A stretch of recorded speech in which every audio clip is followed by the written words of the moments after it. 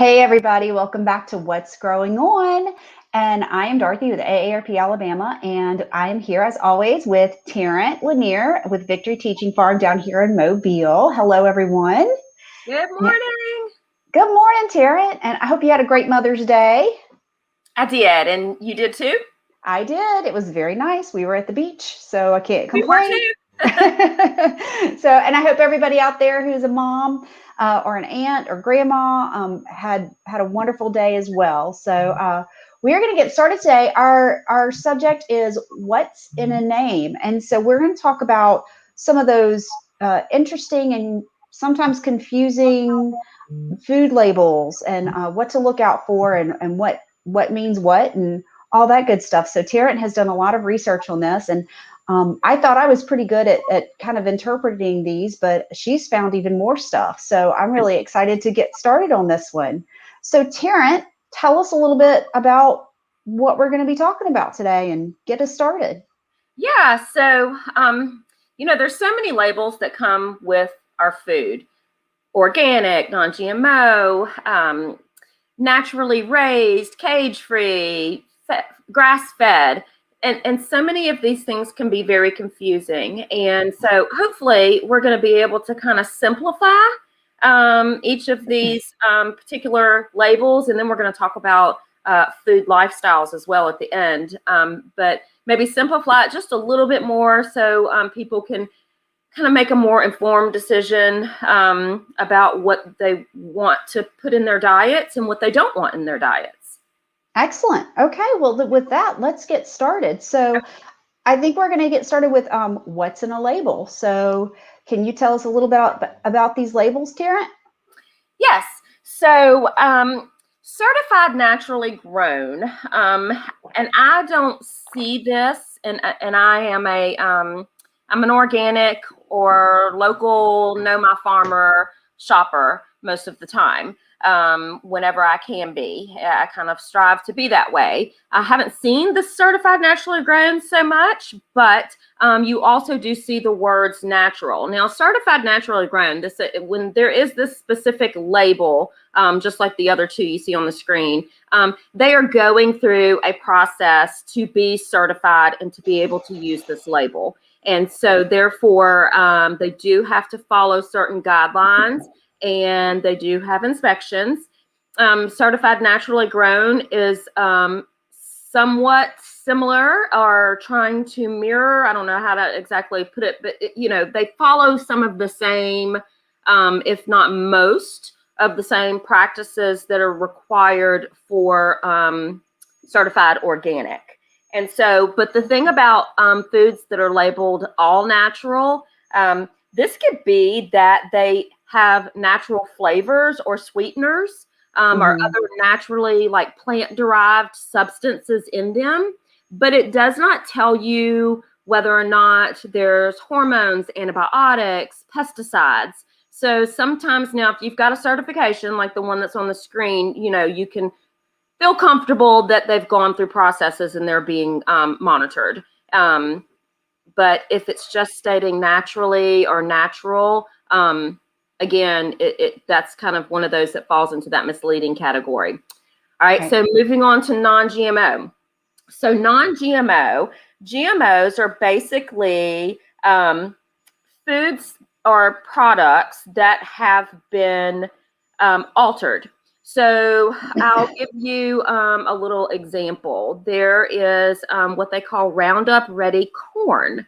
Okay, so what this means, and Roundup is a pesticide, and so an herbicide, and so you're spraying your plants with Roundup to kill weeds, but you don't want to kill your actual plant, your corn plant or whatever.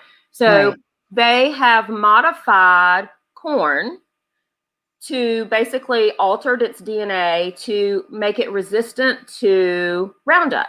So that way you can spray and spray and spray, but yet it'll kill everything but your actual corn.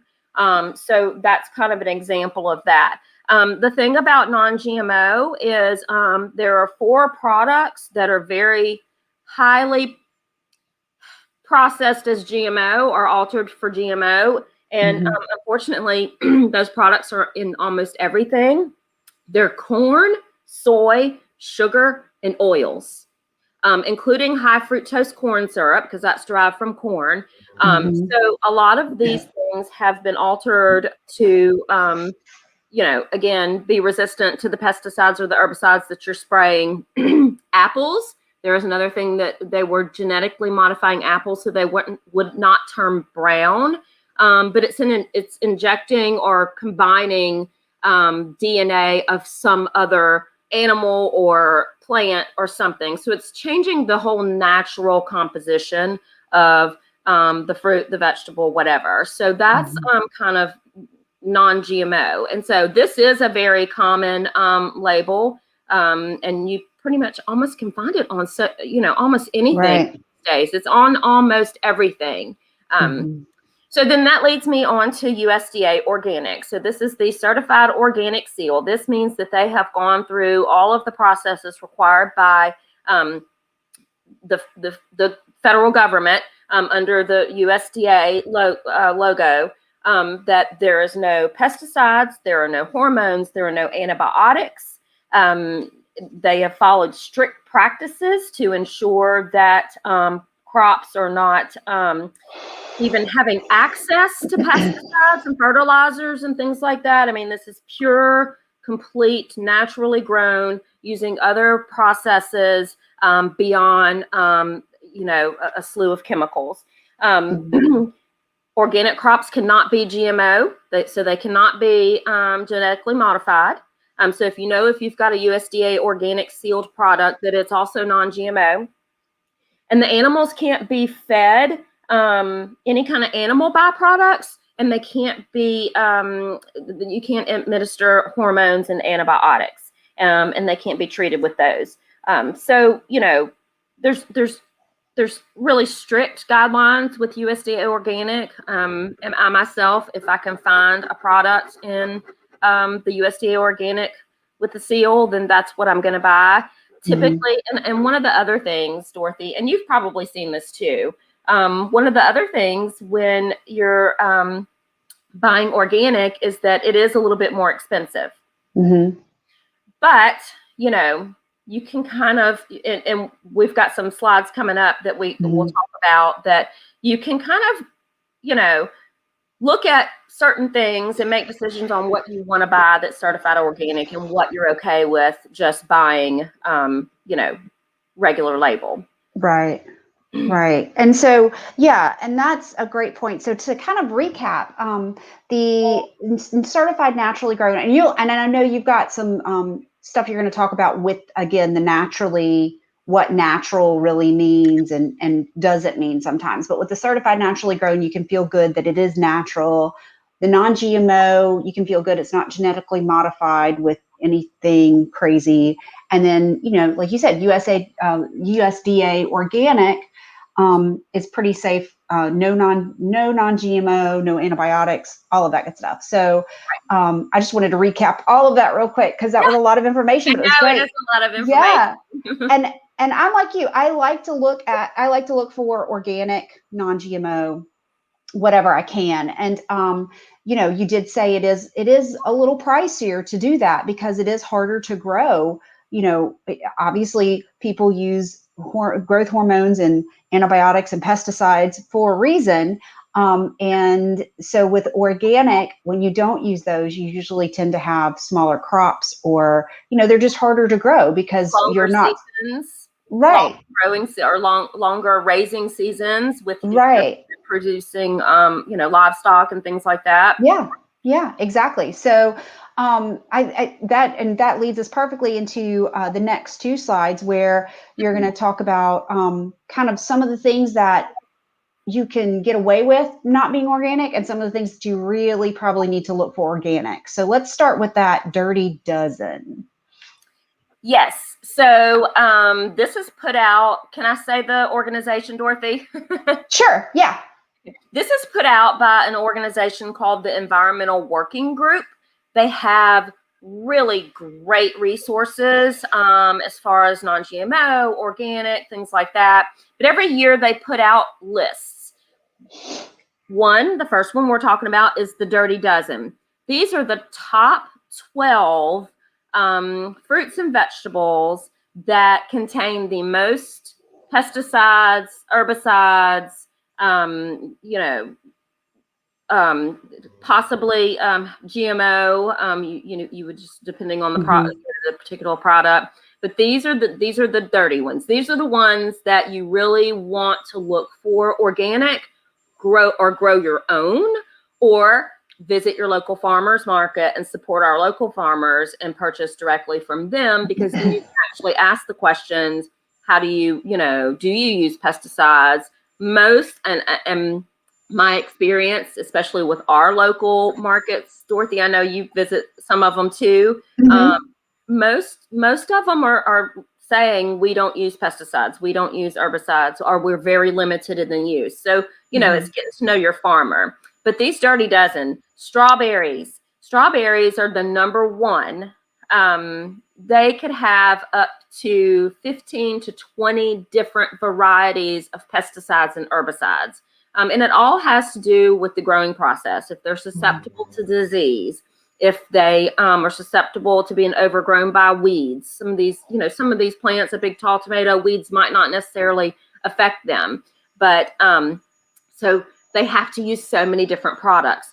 In addition to that, and this goes back to GMO, with Roundup Ready crops, they are becoming resistant, just like, antibiotic resistance. Same thing. So they're having to use multiple and different pesticides and herbicides as opposed to just maybe one. But yeah, this is a great list. And actually on their website, you can print this out, and it's in a little small, almost you could fold it up and stick it in your wallet. You could reference it at the grocery store.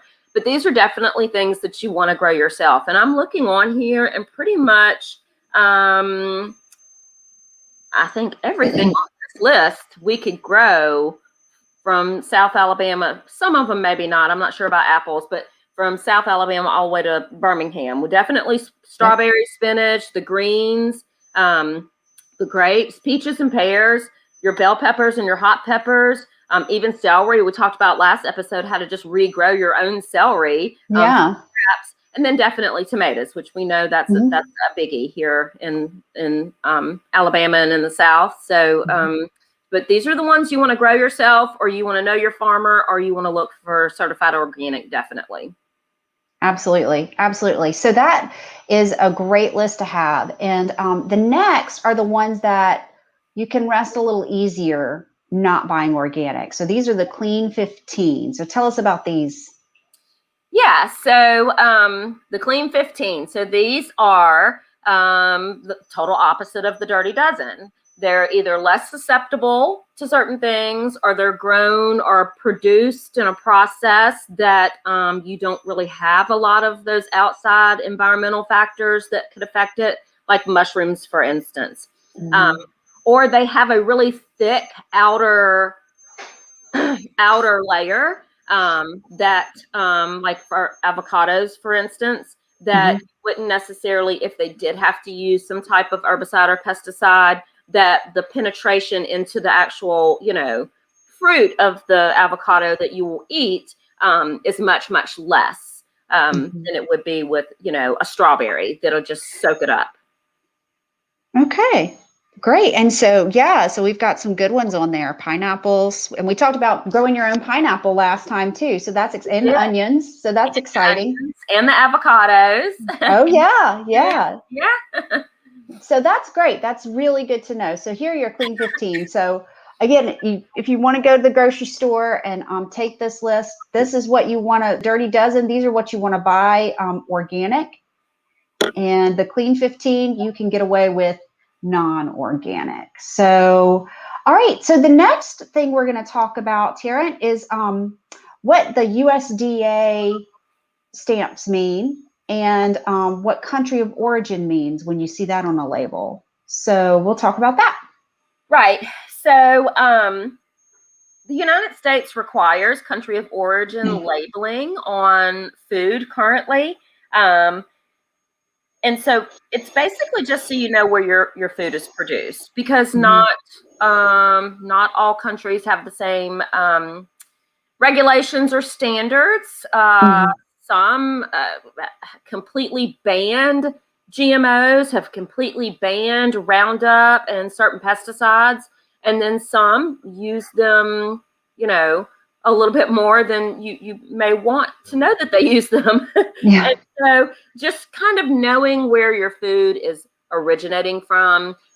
This is something, I mean, and you see it especially on seafood and things like that in the grocery stores. It will Mhm. show you, produced in Chile or produced in Vietnam or and so it's just Mhm. knowing where your food is coming from and just kind of understanding, where it's being produced, which tells you a lot about, packaging and processing and, Right. if your food's being produced on the other side of on the other side of the world, by the time it gets, here, we've got a couple of weeks on. So Right. then what were the processes used to keep it from spoiling, and Mhm. were preservatives used, or things like that. So just kind of knowing where it's coming from. Again, local farmers, support those first, because you know where it's coming from. But definitely, this gives you some information. Right. USDA inspected. That is basically letting you know that certain guidelines have been followed. You'll a lot of times see USDA choice on beef and things like that. The same thing with eggs. Now, the only thing about this is that it's met certain inspection guidelines, but you don't know what the growing standards or production standards necessarily were. So Mhm. so this label is still a good label, because they're inspecting it and ensuring that it is not that there's not an outbreak. And this is how they find things like E. coli and things like that. So there is a process that it goes through, but again, we don't know what those growing or production practices were. Again, unless it has one of those seals like the certified organic seal. Right. Okay. Very good to know. So, next up, we've got some more terminology that you may see on your packaging. And so let's go over that. Right. So, and this has to do with beef and poultry mostly, well, and pork as well, lamb, Mhm. but pasture raised. So, this is where, again, sometimes the terms can be a little confusing. And so, pasture raised means that the majority of the time, they're raised in pasture, and that is their primary source of food. What grass fed is their Mhm. primary source of food, is grass. Pasture raised means that they have access to a pasture, but they may not necessarily rely almost solely on being grass fed. So pasture raised could mean they have access, but they are, still fed corn type Mhm. feeds and things like that, which could be possibly with, GMO ingredients. Mhm. Free. So that's kind of the difference. Pasture raised means they typically do have access to a pasture. Does not mean that that's their primary source of their diet, Mhm. but grass fed does. So cage free. This one's also an interesting term, and I think we're going to circle back around to this anyway. Mhm. But cage free, and we see that a lot, doesn't necessarily mean that they are, like in this particular picture, you know, constantly outside of a cage. It looks like in the picture behind her, maybe that is a hen house or Mhm. a chicken house. And so they may have access to maybe a small area where they come out, or they may be inside of that building. They're Mhm. not in cages, but they're, wing to wing, Yeah. without a lot of room to roam. So that's kind of those three particular terms and what they mean, which we Mhm. see a lot. So Yeah, and that's good to know about. Cage free is interesting because when I see cage free, I or pasture raised, I've always automatically thought, oh, well, they're just out there roaming around, happy as they can be. And that's not necessarily the case. They can be, put back into buildings or something like that, like you said, and kind of overcrowded. So that's good to know, if you're concerned about, the treatment of your food. And so that's really interesting. So, yeah. And so I'm going to respond to what you just said about the treatment of your food. So there's the moral, ethical side of this, right. And how, even if you're not a vegan, how your food is treated. And that could be anything from, are they mistreated, as in they're completely miserable, which, I mean, animals have immune systems just like we do. And, being unhealthy and unhappy can affect your immune system, which probably increases the risk for them to become sick, which increases the possibility that they'll be administered antibiotics. There is a lot of information out there that says that our resistance to antibiotics is because of antibiotics in our food. So there's not just that side of it of how they're actually being treated. There's a health side of that too for the animals, and that gets passed on to us when we purchase them, in the grocery store. Right. And I'm also looking at, because I've heard of another term, free range. Yeah. And are free roaming. And so I was looking at that real quick, and it says, it's this kind of the same thing. It's they're allowed access to the outside, but that's pretty much where the regulation ends, So, just a thought. But yeah, you're right. I mean, there's a lot of ethical and moral thoughts around your food, not just health wise, but as well. So that's really interesting to know. You're teaching me something. Well, you teach me something every time we do this, but that's something that I just always assumed I knew, but I didn't. So now we're going to talk more about the health side of, the hormones and the antibiotics. So tell us a little bit about those. Yeah. So again, and I'm not promoting USDA certified organic. Again, it's for informational purposes only, because I think everybody, wants to make their own decisions about what they eat and how they eat. And so I'm certainly not promoting it, but it still goes back to the certified organic, and that there are strict guidelines for antibiotics and hormones. And so again, we talked about, now some farmers and ranchers only treat their sick animals. Some treat them as needed or give them low doses over the course of their lifetime to prevent illness. And I think that, typically may be where antibiotic resistance comes in, because if the animals are treated over their entire lives with antibiotics, whether or not they need them or not, the same thing with hormones. We have our own hormone system, and unless there's a reason to medically change or adjust or decrease your hormones, when you're eating food that has hormones in it, you're also getting those additional hormones, whether you want them or need them or not. Right. Excuse me. But honestly, again, the certified organic limits that. Also have where hormone and antibiotic free. Like, they do not treat their animals with hormones or antibiotics. That does not mean it is not in their feed or their food. So they can say animals not treated with, that they're not still getting it through their food, because that is also something that's done as well. So again, knowing who your farmers are, looking at labels, just kind of having a basic understanding, and that way you can make a decision. Do you drink milk on a regular basis in your household? Well, if you're drinking it every day and your family is, you might consider paying the extra $1 for certified organic for milk.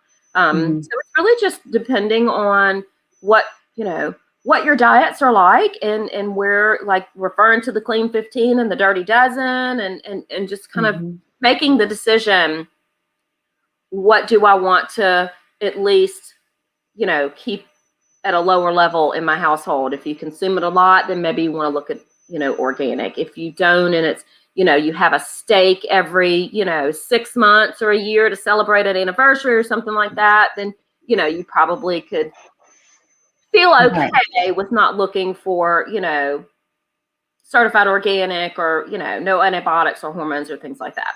Right. Okay. Well, good to know. And again, I didn't even think about having their hormones or antibiotics in their food, and they can still count that as not treated. So that's good to know as well. So next up, we're going to look at some labels that can be misleading. So these are some good information to have. So, there's free range. Okay, I thought I had seen it somewhere. So yeah. So seafood labels. So this is very interesting. I have seen certified organic on seafood. There are no processes in place to ensure that your seafood is certified organic. Right. Because we don't know what they're being exposed to, where they are, So if you ever see a certified organic on seafood, that is pretty much not accurate. So, but it's again, kind of a red flag, I would think, that, if somebody's really trying hard to mislead you in that way. Because you're right. I mean, a lot of, what's wild caught, and you've got so many other environmental factors out there. Right. Yeah. And it's the environmental factors. But then also, and I didn't put this in here, but you've got farm raised seafood versus wild caught. So there's been a lot of controversy about farm raised seafood, and that the practices are not very clean necessarily, and that there's a lot of potential for contamination and things like that. But again, without being able to visit the actual farm or the facility, you really don't know. Right. Wild caught, same thing. I mean, so it's just making those decisions on what you feel more comfortable with. Wild caught, we would want to hope and assume that it's out in nature, and so it should be clean and all that. But think about when we have heavy rains and we have sewage spills, or like the BP oil spill, and how that potentially impacted our generations of seafood. Yeah. Yes. So many people just quit eating seafood altogether. I'm pretty sure, and I love seafood, especially when we can catch it ourselves. Yeah. So, after the BP oil spill, we did not eat seafood for a while, just out of concerns of what was in the water that could contaminate. So we talked about free range too, when we kind of hit on that already, and you had mentioned that. Again, that is the same kind of, are they free range all of the time, or do they just have access to a small area where they're let out, for 1 hour per day, and then they're able to, show that they're free range, that they're, allowed to roam free. Free range typically is supposed to mean that they roam free and have, plenty of space to. There's actually a farm locally in Baldwin County that they raise free range chickens, and they definitely, I mean, they're constantly posting it on their social media, pictures of their chickens in different parts of their property. And of course they have acres and acres and acres. Right. That comes back to knowing your farmer. And with eggs, you almost, I think, most of the time, any kind of local farmers market in your community, and I think pretty much those are, in every community for the most part, you can typically find eggs. And regulations with owning your own chickens, like here in the city of Mobile, you can have chickens. You can raise your own chickens. So you could actually produce your own eggs. Right. The same with natural and naturally raised. We talked about that too. If there's one little ingredient that is part of it, one natural additive, the fact that they're naturally grazing something, they can basically put on their natural or naturally raised. but that doesn't necessarily cover all of the other aspects with antibiotics and hormones and those types of things. So again, that one can, you know, when you see naturally raised, you would automatically think so that there was nothing, but you know, it's only a few little things that they have to comply with to be able to use the words naturally raised or natural. And so again, going back to those labels, the, you know, naturally certified, a certified label where it has been administered by an, you know, an organization or an entity within the government that has specific regulations. The same with the non-GMO and the certified organic, that you know that these labels tell you they had to meet certain criteria to be able to say what they're saying about the product. The same thing goes back to fresh. And what's interesting with this one, and I really did not even know this. Again, I try to do a lot of research just because there's so much more information every day just about gardening and food and things like that, that there's always something new. And this was one that I didn't realize was even a thing. So fresh, I would assume, just like you probably would, if it says fresh, that means it's fresh. It is. Right. You know, but the label fresh is used basically on poultry, and it means that it wasn't cooled below 26 degrees. So it doesn't have to say that it's frozen until it's at 0 degrees. And so your chicken, even though it may say fresh, could have been partially frozen to preserve it, but it can still say fresh because it's not considered frozen until it hits 0 degrees. Interesting. So very interesting. Yes. Yeah. And then the USDA does not define or regulate the use of the fresh label on any other type of products. So it can say fresh and you would never know if it was or not. Okay. Think about it when we're talking about country of origin.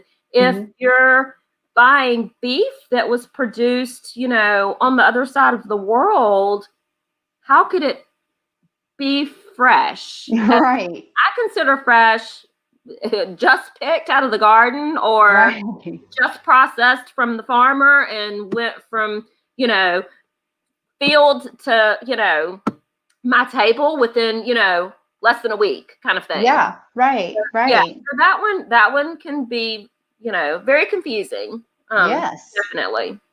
Absolutely. Well, that's interesting. That's really interesting about that. So fresh, especially fresh, can be put on anything without regulation. And for poultry, it simply means that it didn't hit 0 degrees. So right. So it can, and if you've ever bought chicken in the grocery store, and usually it's fresh. Usually it's not, but a lot of times there'll be chicken that it seems partially frozen, or even like a pork tenderloin or something like that. It feels like it's been pre-frozen. But yeah, that's the thing with the chicken. And I think that probably is a process for chicken. yeah. Is, you know, real susceptible to spoiling. Oh, so, yeah. Even though it says it's fresh, more than likely it's been partially frozen to preserve it. Okay. That's interesting. Okay. So now we're going to finish up with some talking about food lifestyles. So go for it. Yeah. So, and people choose to eat in this way for many reasons, for health reasons, moral and ethical reasons, you know, dietary need reasons. There's, you know, a lot of reasons that people choose to eat a particular way. And so I'm going to start off actually with flexitarian. So flexitarian means that meat is part of your diet.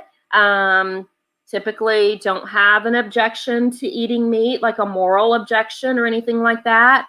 But, you know, possibly look for more things that are considered organic and things like that. But their diet basically consists of, you know, anything and everything. So pescatarian. So Pescatarian, they follow a vegetarian diet, which is basically mostly fruits and vegetables, but they will also add fish and seafood to their diet. And so then you've got vegetarian, which vegetarian, the majority of the diet is plants, but they will still eat eggs and dairy, but not meat or things that are produced from an animal. Vegan goes beyond all of these, and vegan is without any meat, dairy, any animal byproduct. Usually it even goes beyond that, vegan is kind of more on a moral kind of basis, I believe. And so a lot of vegans even look for products and things, clothes and shoes and, you know, home products that were produced in a vegan manner, which means there is no animal anything, any processing, any byproduct, anything whatsoever, including eggs, including milk, including cheese, including butter, all of those things. And what's great about this, and Dorothy, you can probably expand on this, there's so many products out there now that are vegan. So if you were vegan and but still love butter, there's vegan butter, you know, there are vegan products that are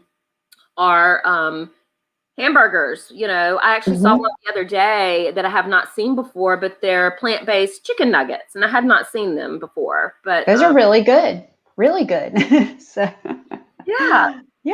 So that's right. I'm actually vegetarian sprinkled in with a little pescatarian every now and then.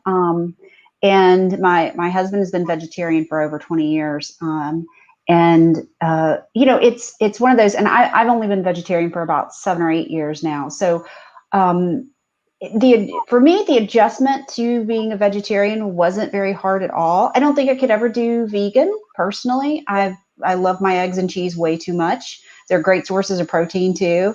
But you know, it really hasn't been too much of a big jump. Like you said, there's some great products out there and some great companies that make plant-based products that you know, when you really are looking for something that's got a little more of a meaty texture, or you're making something that normally has meat, but you're looking for a substitute for that. There's so many products out there now that you can just find in your regular old grocery store these days that make that a lot easier. And one of my things that I like to do, I like to cook. So I like to take traditionally dishes that have meat in them and see how I can turn them vegetarian.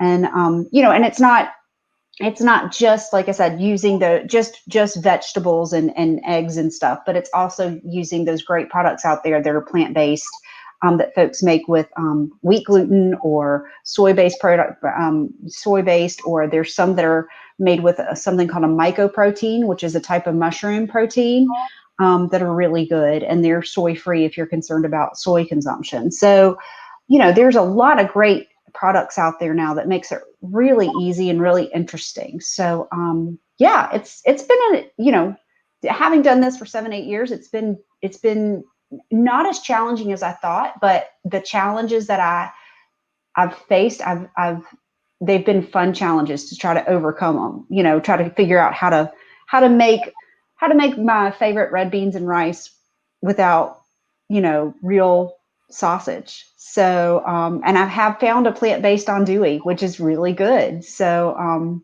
you know, I've been able to use that before. So, and my son loves shepherd's pie. So I've been able to find, through experiments, and I found my favorite brand that works best as far as plant-based ground plant-based beef, I guess you could say, to work in that shepherd's pie. So yeah, it's a lot of fun to figure that kind of stuff out. But it's you know, however, it's you know, usually a choice for folks, unless, you know, they have some dietary medical issues. But you know, it's been really interesting. It's a choice for us, and I'm happy with it. So sorry to just ramble on my little spiel there, but no, No, that's Yeah. great. Yeah. But yeah, so that's really but like and we do try to we do the food, we do vegetarian. It's kind of a moral thing for us. So for me today, learning about free range or cage free, not necessarily fully meaning what I thought it meant. That's something that I find really interesting to look more into. And you're right. It's know your farmers and know, if you can shop local, shop local. So Yeah, and so I mean, just thinking back to some of the things that were on the Clean 15 and the Dirty mhm, Dozen and all that, a lot of this stuff you can grow yourself. Oh, there, mhm. popped it up There's the again. dirty dozen. Yep. Yep. Yeah, a lot of these things you can grow yourself. I think Mhm, actually some of these things, a lot of us have in our gardens right now. mhm. So, so talking about our gardens night right now, Dorothy. Yeah. Our next, I think we've hit our last slide, haven't we? Yep. I'm not We down did. on We it. did. Yeah. Okay, I just wanted to make sure I didn't want to move on into talking No, you're good. Yeah. Let's talk about next time. Let's see. Our next episode is, I believe, on the 24th about. at 10 a.m. And yeah, tell us about how is your garden going?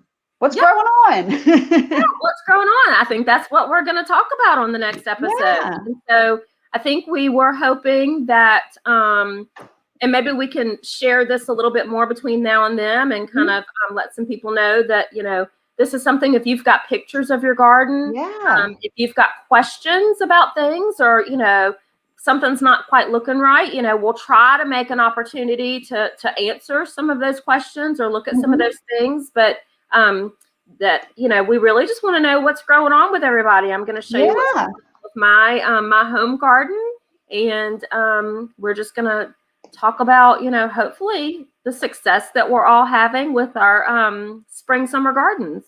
Absolutely. And I'm putting your email address in here, teachingfarm.org. So if you have Yep. questions, let me make sure I spell your name right. That might help. I And left out the end. it's scrolling on the bottom Yeah. too. Yeah. So, but Yeah. yeah, So anybody please. wants to email me in advance something Mhm. that, because again, Dorothy always calls me the local Yeah. expert. By no means am I an expert, but I can, if I don't know the answer, I can research it, and I have a lot of sources I've used over the past 10 or 15 years, just with starting the farm and just, growing at home, that I'm real comfortable with. I trust. They have great information. So I'm happy to do the research up front for anybody who has some questions leading up to the next episode. But so they can send me those, and we just look forward to seeing everybody and hopefully seeing some pictures of everybody's gardens and what they've got growing on. Yeah, please do send us your pictures. Send us your questions. Send those to Tarrant. I've got her email address is scrolling and it's in the comment section. But yeah, ask your questions. If send us pictures if you're not sure of what's going on with something and it looks a little funny. Send us a picture of it, and Tarrant can help you do some research on it, and we can figure it out for you. But we want to know how your gardens are going, and Tarrant's going to be showing us her garden and how it's going so far, so you can kind of get a good idea of where everything should be at this point in the season. So that's going to be not next Monday, but the Monday after, which I believe, what did I say? The 24th? Yes. 24th at 10 a.m. So we'll be back then. And folks, thanks, Tarrant. As always, this has been really always educational, but this is one that I pay attention to labels. So this is something that really, really taught me a lot today about labels that I thought I knew what they meant. So yeah, and I know it was a lot of info, lots of information, and so, but you usually put the slides back up, don't you? Yeah. And so, and then maybe if you were thinking about something but you weren't quite sure, you wanted to do some more research on your own, or just kind of get some more information, then you've got all of these terms and all of that in the slides, so you can go back if something wasn't clear to you, or I talked talked way too much about it to where I just confused you, which hopefully that didn't happen. No. Yeah, so all that'll be in there so they can go back and kind of look for themselves and get some more information, especially if there was something that really stood out to them.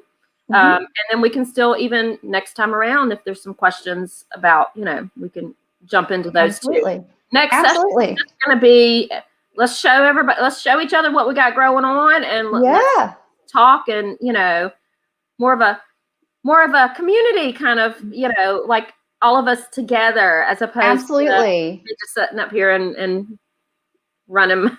Absolutely. Yes, please show us what you've got growing on, and we will see you next time. Stay tuned real quick for our events video of stuff that's coming up this week and this month. And Tarrant, again, thanks so much. We'll see you on the 24th. Thanks, Dorothy. Bye, everyone.